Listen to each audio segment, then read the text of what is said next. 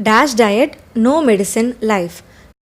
People with hypertension needs to be very conscious about their dietary intake. But just imagine how hard it is to say no to salt and spice. Researchers across the globe have come up with the new diet called D.A.S.H diet. This diet regime allows one to eat tasty and at the same time does not compromise much on health.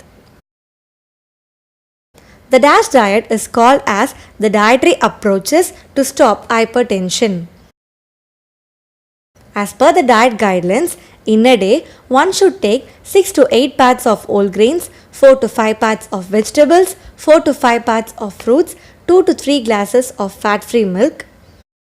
Apart from this, they should also take 4 to 5 parts of nuts per week, 1 to 2 spoons of oil should be used per day for cooking, sweet intake should be reduced to less than 5 times per week, sodium intake should be reduced to about 2500 mg per day.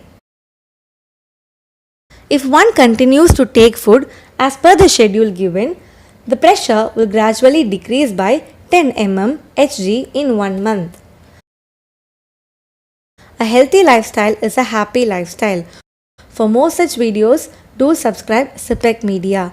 Like, share and comment on the video.